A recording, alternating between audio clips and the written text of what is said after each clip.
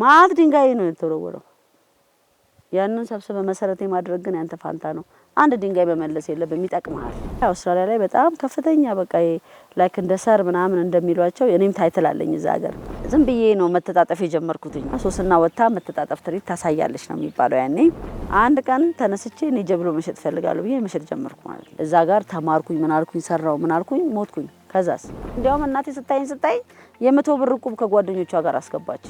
በኩዊን ኤሊዛቤት ፈቃድ ነው የተሰጠኝ ኒሻን ማለት ነው። በስራሽ በጣም ከሚደሰቱ ሰዎች አንዱ ነኝ። በመሪ መከበር ማለት በጣም ትልቅ ሽልማት እኮ ነው። በአዲስ አበባ ሜክሲኮ ሰፈር በ80ዎቹ መጀመሪያ ላይ አንዲት ታዳጊ ጥበብ ያለ ክፍል ውስጥ ሆና በቴሌቪዥን መስኮት የምታየውን የሰርከስ ትርኢት ለመለማመድ ትታገላለች። ሙሉ ስሟ ሶስና ተዋበው ወጋየሁ ይሰኛል። በርካቶች የሚያውቋት ግን ሶስና ወጋየሁ በሚለው ነው።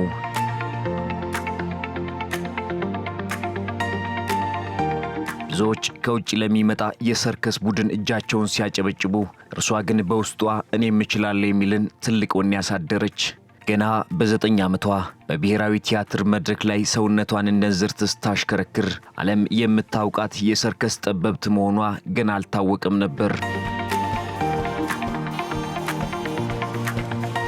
በሰዓቱ በቴሌቪዥን የሚታይ ፕሮግራም ነበረ ከአውሮፓ እና ቤተሰቦቼ ቤት ሆኜ ያው እንደማንኛውም የኢትዮጵያዊ ፋሚሊ ቁጭ ብለን ቴሌቪዥን እያየን የለበሱት ልብስ የሚያብረቀርቅ ልብስ ነው። ሜካፓቸው፣ ጸጉራቸው ምናምናቸውን ስታይ ያው እንደ ልጅ የምትወዳቸው ነገሮች አሉና ያ ነው መጀመሪያ የሳበኝ። ከዛ ደግሞ የሚሰሩት ስራ በጣም አስደናቂ ነው። የሚቻል ነገር ነው ወይ አላለ በቃ በጣም አስደምሞኝ ነበር ያኔና ዝም ብዬ ነው መተጣጠፍ የጀመርኩትኝ። ምግብ የሚበላበትን ጠረጴዛ ወደዚህ ያረጋለሁ፣ ማከሉን ከፈታ አረጋለሁ፣ ከዛ በቴሌቪዥን እያየሁ እሰራለሁ። እና በዛ ሰዓት ቤተሰቦቼ ምን አይነት ልጅ ናት ይላል። አያቴም እንደውች ልጅ እንደው እንዳታስቆሟት የሆነ የታያት ነገር ይኖራል ይላሉ እሳቸው ደግሞ። እና እንደዛ ያልኩ ለቤተሰቦቼ 6 ቁጥር ለስራ 8 ቁጥር እስቲ እንደ ድመት ልታጠፍ እስቲ እንደዚህ ውሻ ልሁን ምናምን እያልኩ ነው ምሰራ የነበረው። የተወለድኩት አሁን ቢጃ ኢትዮጵያ የሚባለው ቅዱስ ጊዮርጊስ ቢራ ፋብሪካ ግቢ ውስጥ ነው። አባቴ ቴክኒካል ማናጀር ነበረ፣ እናቴ ቤት እመቤት ናት። አንዳንድ ልጅ ተፈጥሮ በጣም ፈጣን ይሆናል ልጅ ሆኖና የኔም በጣም ፐርሰናሊቲ በጣም ፈጣን ነበረ። ከዛም እነኚህን የቴሌቪዥን ሾዎች በመመለከተበት ጊዜ በጣም ኢንተረስት አደረብኝ። ከዛ ደግሞ በቴሌቪዥን በወክማ ህፃናቶች ሲሰሩ አየሁኝ። ክረምት ኑ ተመዝገቡ የሚል ፕሮግራም የህፃናት ፕሮግራም ላይ ካልወሰዳችሁኝ አልኩ ቤተሰቤን በቃ መሄድ አለብኝ፣ እዛ መሄድ ፈልጋለሁ። ከዛ ሄጄ ተፈተንኩኝ። ያው ኦብቪስሊ ትሬኒንግ እየሰራው ስለነበረ አለፍኩኝና አስገቡኝ። ዮሴፍ አብዱ ይባላል፣ አሁን በህይወት አለ። ፈትኖ አስገባኝ ማለት ነው። እዛ ሲሄድ የተረዳሁት ለካስ ለህፃናት አለማቸው እዛቸው ቤታቸው ላይ ነው ያለችው ማለት እኔ በቃ እኔ ብቻ ያለው ነበር የሚመስለኝ። እና እዛ ወክማ ሲሄድ እንደኔ የሚተጣጠፉ ልጆች አየሁ ማለት ነውና ለካስ እኔ ብቻ አይደለሁም የሚለው መንፈስ አደረብኝ። የበለጠ እንድሰራ ሆንኩኝ። ጂምናስቲክ ሻምፒዮንም የ9 ዓመትና የ11 ዓመት ልጅ ሆኛለሁ። ግን ዋናው ነገር እዛ ሜክሲኮ ስኖር እኔ ያው ብሔራዊ ቲያትርም አቅራቢያ ስለሆነ እዛ ግቢ ውስጥ አልጠፋም። ዝም ብዬ ቁጭ ብዬ ያያሉ በቃ በጣም ደስ ነው። በቃ እዛ መዋል ለኔ በጣም ደስታ የሚሰጥ ነገር ነበርና በሰዓቱ ትምህርት ቤት ሲዘጋ ምናምን እዛው ግቢ ውስጥ ነኝ። እኔ ታለቻቸው ልጅ ምናምን ይላሉ እዛ እና ያንን በመስራት በማየት ሌሎችንም እንደዚህ ፐርፎርማንሶችን በማየት በጣም ኢንስፓየር ያደርገኝ ይመስለኛል። ከዛ ትዕይንተ ጥበባት የሚል ፕሮግራም ነበራቸው ብሔራዊ ቲያትር ሐሙስ ነው። እዛ ላይ እኔ ፐርፎርም አደረግ ነበረ። ከዛም ደግሞ ከሸዋለም ወልዴ ጋርም ፐርፎርም እናደርግ ነበርና ሶስና ወጣ መተጣጠፍ ትርኢት ታሳያለች ነው የሚባለው። ያኔ ወጥቼ ያለኝን ችሎታ አሳያለሁ ማለት ነው። እና የወር ደመወዝተኛ ነው ይከፈላል እዛ ሰዓትና ዋናው ነገር በጣም እንደዚህ አይነት ተሰጦ ወይ ከልጅነታቸው የተሰጣቸው ልጆች ወላጆቻቸው በቅርበት ስላሉ መመልከት አለባቸው። ለኔ አባቴ እናቴም በጣም በቃ ለኔ ጥሩ መንፈስ ነበራቸው። ቤተሰቦቼ የምፈልገውን ነገር እንዳደረግ በነፃነት ነው ያደግኩትኝ። አንድ ቀን ተነስቼ እኔ ጀብሎ መሸጥ ፈልጋለሁ ብዬ መሸጥ ጀመርኩ ማለት ነው። በአንድ ስቴካ ማስቲካ ነው ምናምን የጀመርኩት። ከዛ አባቴ እንትን አለ ምን አሳጥቼሽ ነው ልጄ ለምን እንደዚህ ሰራለሽ?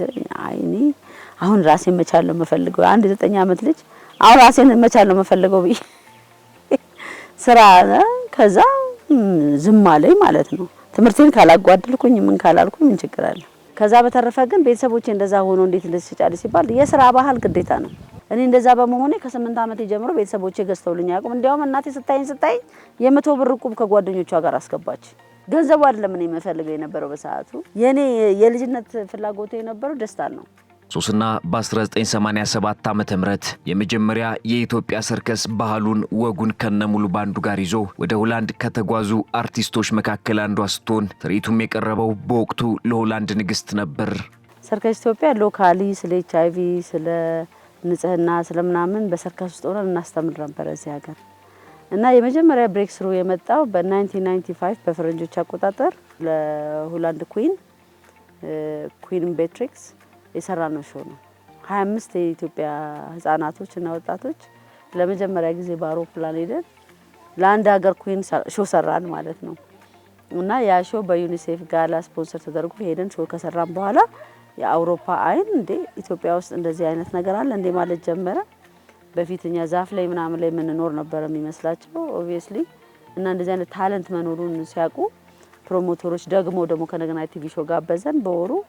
ከዛ ፕሮሞተሮች ያገኙንና ፕሮሞተሮች ፌስቲቫሎችን የተለያዩ ነገሮችን ቡክ እያደረጉ አውሮፓ ላይ ዞን መዞር ጀመሩ። ያኔ ሲዞሩ እንግዲህ ለኛ አስበው ምን ታስባለ? በጣም ቲኔጀር የሆነ ልጆች ነን። ከሀገራችን ወጥተን አናቅም።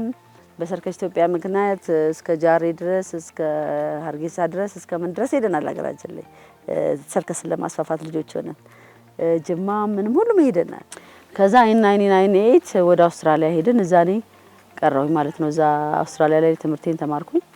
የመጀመሪያ ዲግሪን የሰራሁት በፐርፎርሚንግ አርትና ማኔጅመንት ነው። የሁለተኛ ዲግሪን ደግሞ ባችለር ዲግሪና ቢዝነስ ነው። እሱ ባችለር ዲግሪ ኦፍ ሰርከስ አርት አለማችን ላይ ያሉ ትልልቅ ወደ 5 ትምህርት ቤቶች አሉ። ከአንድ ነው የወጣሁትኝ እኔ። ከዛም ስወጣ ደግሞ የመጀመሪያ ግራጁዌት ነኝ ከአውስትራሊያ። እዛም ልክ እንደጨረስኩኝ አውስትራሊያ ላይ የሚገኝ ሰርከስ ኦዝ የሚባል ትልቁ ሜጀር ካምፓኒ ነው ጆይን ያደረኩትኝ ለ9 ዓመት። ከነሱ ጋር ደግሞ ዓለምን ቱር ሳረግ ነበረ። በዛ ቱር ራሱ በጣም ትልቅ ኤክስፒሪየንስ ነው ያገኘሁትኝ። ሰርከስ ፕሪንሰስ ኮምፒቲሽን የሚባል ስዊድን ላይ ለፕሪንሰስ ኦፍ ስዊድን ፐርፎርም አድርገናል። ብሮድዌይ በጣም ብዙ ሲዝኖችን ሰርቻለሁ። በቃ ትልልቅ ስቴጅ የሚባሉት ላይ ፐርፎርም የማድረግና ለ2 ዓመትም ደግሞ ቦርድ ኦፍ ዳይሬክተር ሆኜ ለማገልገል በቅቻለሁ እዛ ካምፓኒ ላይ ያለው ማለት ነው። ከዛ ነው እንግዲህ ያው ሰክሰሱ ደግሞ የበለጠ አዋርዶች የተለያዩ አዋርዶችን እዛ የመሸለም እድል የተለያዩ ነገሮችን የመስራት እድል አጋጠመኝ ከዛ በኋላ።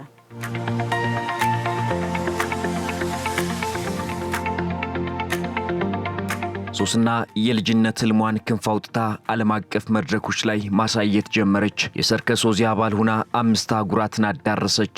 ስኬት እንደ ጎርፍ መጣ። በሆሊውድ ኪንግ ኮንግ ፊልም ላይ ተሳተፈች። በአውስትራሊያ ፓርላማም ተሸለመች። በመጨረሻም ከንግስት ኤልሳቤጥ እጅ ትልቁን የክብር ኒሻን ወይም ደግሞ ኦርደር ኦፍ አውስትራሊያ ስትቀበል የኢትዮጵያን ስም በከፍታ ላይ ጻፈች። ነገር ግን ያ ሁሉ ወርቅና ክብር ልቧን ከትውልድ ሀገሯ ሊያስቀረው አልቻለም። አንተ ዝም ብለህ እኮ እየዞርክ መደባደብ አትችልም። ይሄ እኛ ሀገር አይደለም። አንቲ I don't have an auntie. What is that?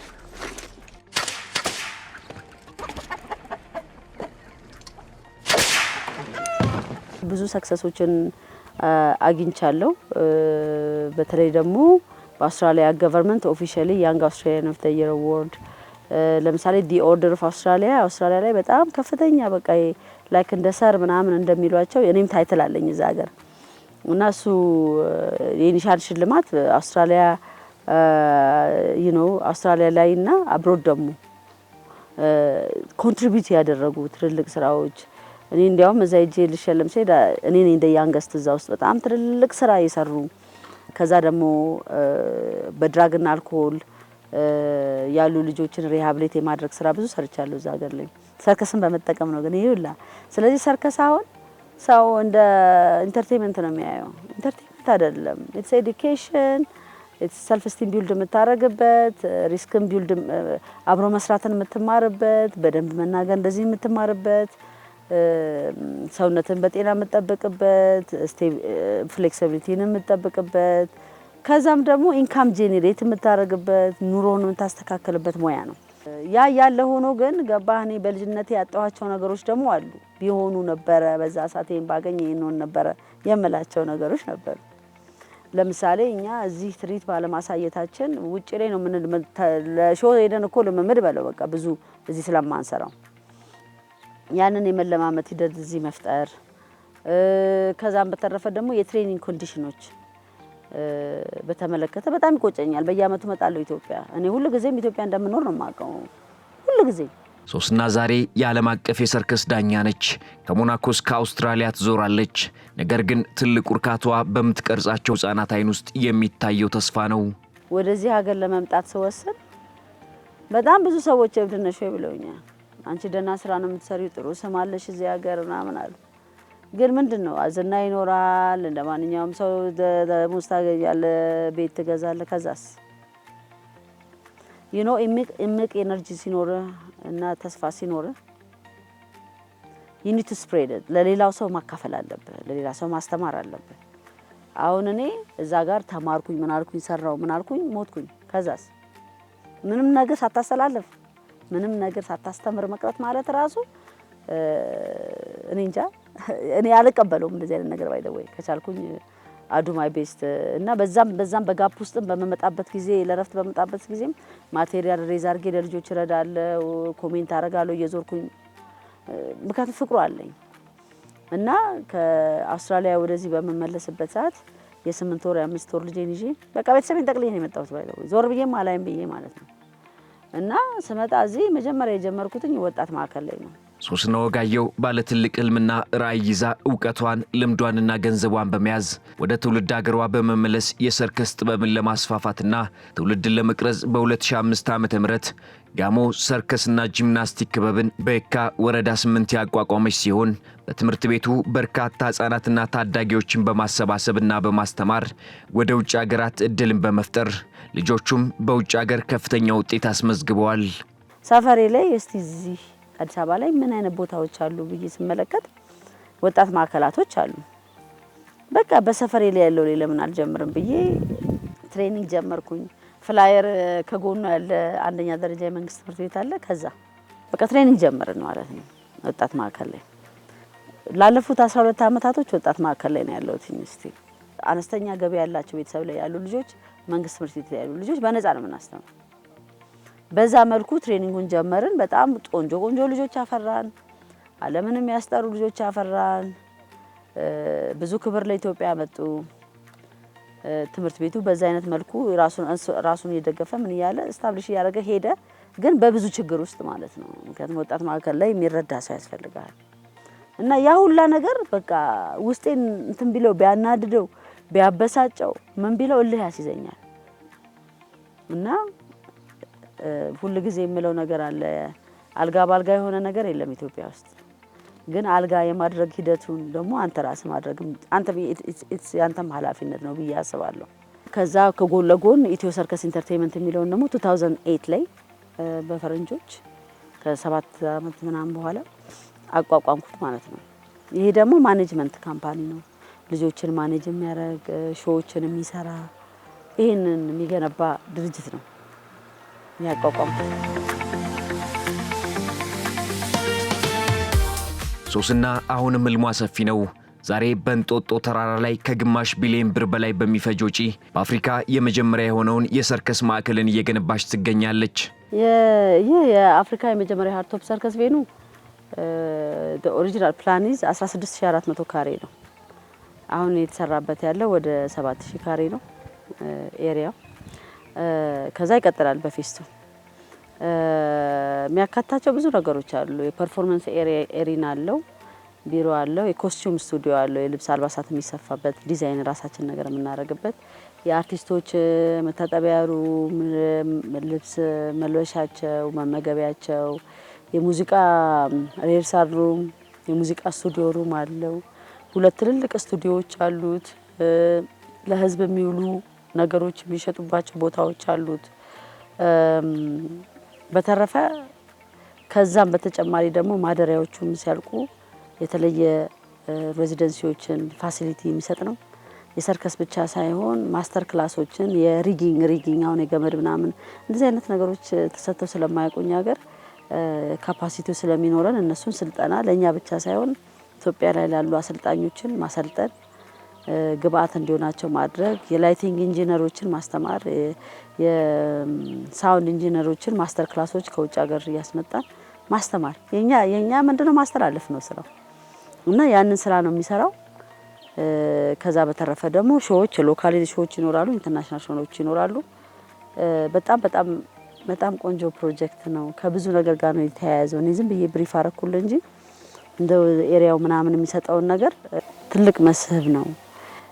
እኛ ሀገር ላይ ካልቸር ቤት ሄዶ ነው ሾው የሚታየው ምን የሚባለው። ይሄ ደግሞ ከተለያየ ቦታ የሚመጡ ቱሪስቶች የኢትዮጵያን ታለንት የሚያዩበት እኛም በምድራችን በአፈራችን ላይ የምናሳይበት በኩራት ኢትዮጵያን በደንብ መሸጥ የሚችል በሰርከስ ሙያ ትልቅ ማዕከል ነው።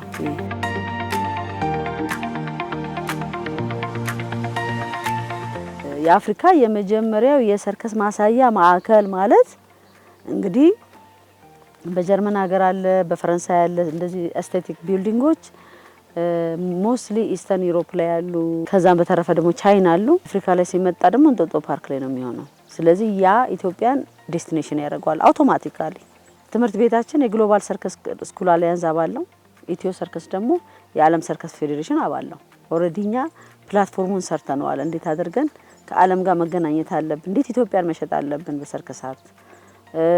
ሁሉ ጊዜ ልጆቻችንን መላክ ብቻ ሳይሆን ኦዲየንሳችንን ወደ ሀገር ማምጣት። የሁላ ነገር የሚመጣው ዴር ኢዝ ሆፕ። ያ ሆፕ ደግሞ ልጆች ከማሳደግ የሚመጣ ነው። የነሱ ልብ ከዚህ ቢልዲንግ ይገዝፋል የህፃናቶቹ። ከዛ በተረፈ ግን ኦነስትሊ እኔ በዚህ ሰዓት ኢትዮጵያ ውስጥ በመኖሬ እና እንደዚህ አይነት ነገር አብሬ እየሰራው ስለሆነ በጣም ደስ ይለኛል። በቃ ካለው አሁን ከሌሎች ስፖርት ዲቨሎፕመንቶች ምናምኖች አሉ። ይሄ ደግሞ ለሰርከስ ዲቨሎፕመንት ክሪቲካል የሆነ ነው።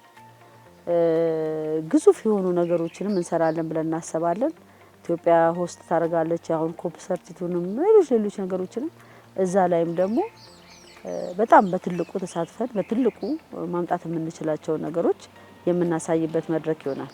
ይህ የሰርከስ ፕሮጀክት በክቡር ጠቅላይ ሚኒስትር ዶክተር አብይ አህመድም ትልቅ አድናቆትን ያተረፈ የጽናት ምልክት ሆኗል። በቅርቡ እያያችሁ ከሆነ አላቅም የውጭ ሀገር እንግዶች ኢትዮጵያ ሲመጡ ከዚህ ቀደም ከምናደርገው ልምምድ ትንሽ ወጣ ባለ መንገድ ሰርከስ፣ የኢትዮጵያ አርት፣ የኢትዮጵያ ትራዲሽናል ምግቦች ከቀረቡ በኋላ መጨረሻ እንኳን ለሰዎች ስጦታ የምንሰጠው አርት ነው።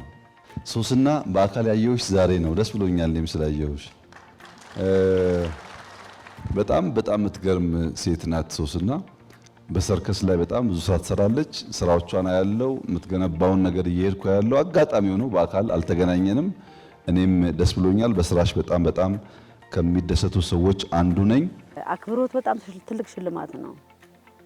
በመሪ መከበር ማለት በጣም ትልቅ ሽልማት እኮ ነው እንዴ! እኔ አሁን እዛም አውስትራሊያ እኮ ጥቁር ናት ብለው ምን ብለው አይደለም፣ በኩዊን ኤሊዛቤት ፈቃድ ነው የተሰጠኝ ኒሻን ማለት ነው። እና ታሪክ ነው ገባ። ይሄ ታሪክ ነው፣ የሚቀመጥ ነገር ነው። ዲሳለይና ፕራይም ሚኒስትሩን አግኝተውኝ አያውቁም። እውነት ነው። ስራዬን ያውቃሉ። ቲም አለ እኮ ቲም አለ። ቲሙ ነው የሚያውቀው። እሳቸውም ያውቃሉ። አልፎ አልፎ መጥተው ያያሉ።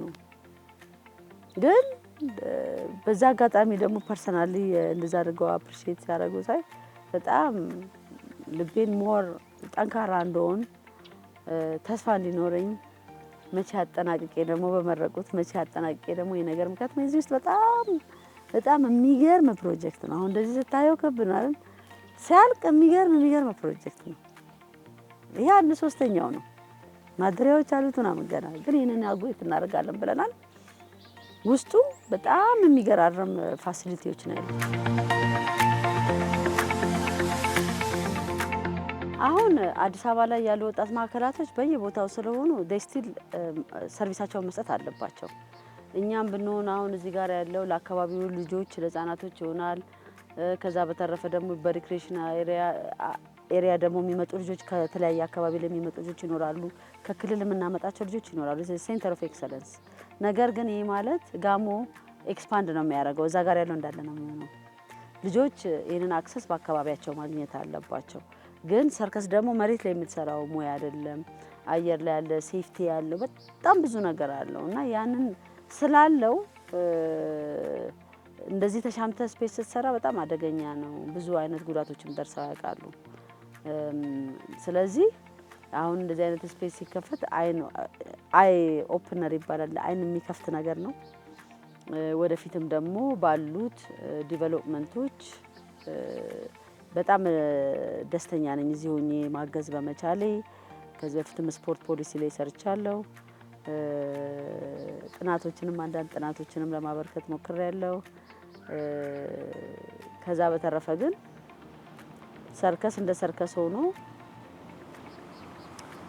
ፊልሞች ሰርቻለሁ። መጽሐፍ አለኝ። በተለያየ ነገር አደርጋለሁ። እንዲያውም ያንን መጽሐፍ በ3 ቋንቋ ወደ ኢትዮጵያ አንድ ትንሽ ጊዜ ስትኖረኝ ባደርግና ባሰራጨው ለልጆች ጥሩ መማሪያ ይሆናል ብዬ አስባለሁ። ነገር ግን እንደዚህ አይነት ፕሮጀክቶች ሲታሰቡ እና ስትሄድ ዋናው ሰሚ አዳማጭ ነው። ያዳመጠኝ ሰው በትኩረት ነው የሰማኝ። ለካስ እንዲህ አይነት ነገር አለ ብሎ ማለት ነው። ያንን እድል ስለተሰጠኝ አሁን መልክ እየያዘ መጥቷል። ግን ቪዥኔን ወደ መሬት ሳወርድ እዚህ ቦታ ላይ ውሃ የለም መብራት የለም ነበረ። በቃ ነው እዚህ ጋር ነው መሆኑ አልኩ። እዚህ ጋር መንደር ነበረ። አንድ አምፖል ስቤ ለዘበኞቹ አደረኩኝ። ከዛ በቦቴ እየተመላለሰ ነው የተገነባው የቢልዲንግ። መንደር ላይ ያሉት ሴቶች 55% ሴቶች ናቸው ይሄንን የገነቡት ከመንደሩ። እና የሚገርም ነገር እንደዛ እየታገልኩ ሰርቼ ደግሞ የእንጦጦን ወይዘር ማሰብ ነው። ይሄ ውሃ እየመጣ ይሄ የከፈልኩ ያመጣው ከጀመርኩት በኋላ እግዚአብሔር ይመስገን ትራንስፎርመር መጣ። እግዚአብሔር ይመስገን ውሃው መጣ። እና ብዙ ሰው አዲስ አበባ ላይ አይኔ የለማ ቦታ ካልሆነ አልሰራም ይላል። የለማ ቦታ መሆን አለበት ይላል። መላልማ የለም። ነገ ቀን ይበራለታል ሁሉም ቦታ። እና እኔም እዚህ ጋር ስመጣ የሙያዬ ፍቅር ግድ የለም ልጀምረው እንጂ ያልቃል። ወንዙ ደግሞ ሌላ አስቸጋሪ ነገር ነበረ። ወንዙ በጣም ከላይ መጥቶ እንዲህ የሚወረወር ጥቁር አፈር ይዞ እንትን የሚል ነበር ክረምት ላይና እኛ ስንገባ ክረምት አልነበረም። ክረምት ሲመጣ ውሃው በቃ እየተዘረገፈ መጣ እና ይሸረሽረዋል። በጣም ለም አፈር ነው ያለው እንጦጦ። ከዛ ይሄን ነገር ምን ላድርጉ አልኩ። አሁን እዚህ ጋር ቢሆን ሚሊየንስ ነው እዚህ ሌላው ነው ወይስ ቢልዲንጉን ሲዞት ብሄድ ምናምን እያልኩኝ በቃ አንድ ሰሞን በቃ እንደው ጭንቀት ላይ ምናምን እያለሁ የእግዚአብሔር ነገር ደግሞ የአዲስ አበባ ወንዞች ልማት 00 የኛ ሳይት ሆኖ መጣ በጥናት እና የኮንሶቹ እጅ ይባረክ። በጣም በቃ እጃቸው በጣም የሚገርሙ ናቸው እና ስራቸው ስነ ስርዓታቸው ይሄን ሁሉ ወንዝ እየሰሩት ሲሄዱ ላይክ የግሪክ ግንብ ነው የሚመስለው እና ምንም ሲሚንቶ ሳይጠቀሙ ምንም ነገር እነሱ ራሱ ማየት እንዴት ያስደስታል። ዛፉን ቆርጠው ሰው ያረጉታል ማለት በቃ አሁን ባህር ዛፎቹ ያው መቆረጥ አለባቸው። እነሱን ሲቆርጧቸው ሰው ያረጋቸዋል ምናምን ልብሱን ላይ ለብሷቸዋል። በጣም ነው የሚገርም በቃ ነው የሚገርም እዛ ውጭ ጋርም አሁን እየሰሩ ነው። ያ ደግሞ መጣየ። ስለዚህ ልብህ የሻተውን ለአገር ስጦታ ሀውልት ነው እኮ ሀውልት ነው። የሻተውን ታሪክ ሰርተ ማለፍ ለሀገር ይተርፋል፣ ለዘመን ይሻገራል፣ ለሌሎች ተስፋ ይሰጣል፣ ያበረታል። እኛ ምን ስራ የሚሉ ሰዎች ይመጣሉ። ጥሩ ነው።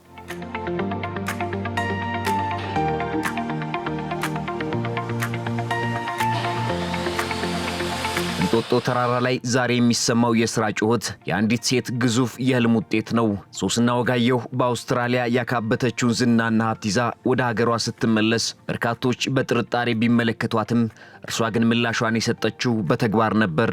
ከግማሽ ቢሊዮን ብር በላይ የሚፈጅ ኢንቨስትመንት ድፍረት ቢጠይቅም ሶስና ግን ከገንዘቡ በላይ ለጥበቡ ያላትን ፍቅር አስበልጣለች። ይህ ትልቅ ኢንዱስትሪ ነው፣ በጣም ትልቅ ኢንዱስትሪ ነው። ያንን በምን አይነት መልኩ ማሳየት አለብኝ? ኤነርጂን ስቤ ምሸጣውን ሸጬ ነው የመጣሁት እዚህ ጋር ምሸጣውን ሸጬ። በዛ ማለት ቅዠት ነው ያለኝ ሰው አለ በርግጥ። ከዛም ደግሞ ስራዎች እንዲደናቀፉም ብዙ አይነት ነገሮች ነበሩ። ግን አንተ ሰዎች whatever it is ኔጌቲቭ ኤነርጂውን ሲማመጣብህ ዝም ብለህ በኋላ ግብረ መልስ ፖዚቲቭ መሆን አለበት። ማት ድንጋይ ነው የተወረወረው። ያንን ሰብስበ መሰረቴ ማድረግ ግን ያንተ ፋንታ ነው። አንድ ድንጋይ በመለስ የለብህም፣ ይጠቅምሃል፣ ያፈናጥራል። እንደዚህ አይነት ነገር በፍጥነት እንድትሄድ ያደርጋል። ስለዚህ ያኔ በፊት ሀስለር እዛ ጀብሎ ሲሸጥ ምን ስል ነጎሼት ሳደርግ ምናምን ያለው ስኪል በሙሉ ነው የመጣው። ያ የተደመረው ድምር ነው። በልጅነት የሰራኋቸው ስራዎች፣ ስቴጅ ላይ ያለመፍራቴ፣ የቤተሰቤ ድጋፍ፣ ከዛም ውጭ ሀገር ሄጄ ሪስክ መውሰድ፣ ያ ነገር ተደማምሮ እዚህ ጋር ስትመጣ ደግሞ ስትመለስ ደግሞ አዌርነስ የሌለው እንደዚህ ግዙፍ ነገር ሰራለሁ ሲል አይ ለምን ትሰራለች የሚል ሰው አካል እኮ አለ እኮ ደግሞ ይሄ እኮ ነገ እኔ በህይወት አልኖርም። ግን የኢትዮጵያ ልጆች ፐርፎርም የሚያደርጉበት ቦታ ይኖራል። የኢትዮጵያ ልጆች ሴፍቲውን በጠበቀ መልኩ ትሬን የሚያደርጉበት ቦታ ይኖራል። የኢትዮጵያን ጥበብ የሚመለከቱ ቱሪስቶች ይኖራሉ። የሎካል ሰው ቤተሰብ ልጄን እስቲ ሰርከስ ይዤ ልሂድ የሚልበት ቦታ ይኖራል። አልኮል ፍሪ ጥሩ ዜጋ ድሪም የሚያደርጉ ልጆች መፍጠሪያ ኢትስ አርት ሬዚደንሲ የክልል ልጆች መጥተው የሚያርፉበት ሀገራችን ላይ እንደዚህ ያለ የምንልበት የምንኮራበት ፕሮጀክትን ለመስራት ብዙ እንቅፋት አልፈንም። የሶስናቷ በወጋየሁ ታሪክ የጽናትና የሀገር ፍቅር ተምሳሌት ነው። በሜክሲኮ ሰፈር ሸቀጥ ስትቸረችር የነበረችው ይህች ታዳጊ ዛሬ በአፍሪካ ትልቁን የሰርከስ ማዕከል በእንጦጦ ተራራ ላይ እየገነባች ትገኛለች። የክቡር ጠቅላይ ሚኒስትሩ ምስክርነትና የዓለም አቀፍ ዳኝነቷ ክብደት አንድ ነገርን ያረጋግጣሉ። ጽናት ካለ በርትቶ ዓለምን ማሸነፍ ይቻላል። ማመስገን የምፈልጋቸው አክቹሊ ቤተሰቦች በህይወት ባይኖሩም እነሱ ፊት ፐርፎርም ማድረግ ባለመቻሌ ነው። ሳላሳያቸው ትልቅ ስቴጅ ላይ ነው ያለፉት። ስለዚህ ኔክስት ጄኔሬሽን ደግሞ there is a place የሚያሳዩበት ቦታ ስለሆነ ግን ለዛ ሁላ መሰረቴ ቤተሰቦቼ ስለሆኑ ከሰማይ ቤትም ሆነ ስለሚያዩኝ ለነሱ ለእህት ለወንድሞቼ አካባቢ ላይ ላሉ ፖዚቲቭ ኤነርጂ ለመገቡኝ ሁላ ጥሩ መንፈስ ለሰጡኝ ሁላ ላመሰግን እፈልጋለሁ። ኢትዮጵያ መንግስትም ተቀብሎ እስቲ እውነት ነው እንዴ እስቲ ሞክረው እስቲ ትስራው ተብሎ ይህንን እድል ስለተሰጠኝ በተለያዩ ኢቨንቶች ላይ መሪዎች ሲመጡ ትርኢቶችን እንሰራለን። አገራችንን በዚህ ደረጃ እንድናስተዋውቅ እድል ስለተሰጠን ወደፊትም ለምንሰራቸው ትልልቅ ግብአቶች ሁላ ኢትዮጵያ መንግስት ላመሰግን እወዳለሁ። እንግዲህ እግዚአብሔር ደግሞ ፊውቸራችንን ቆንጆ ሀገር እናደርጋታለን ብለን እንጠብቃለን።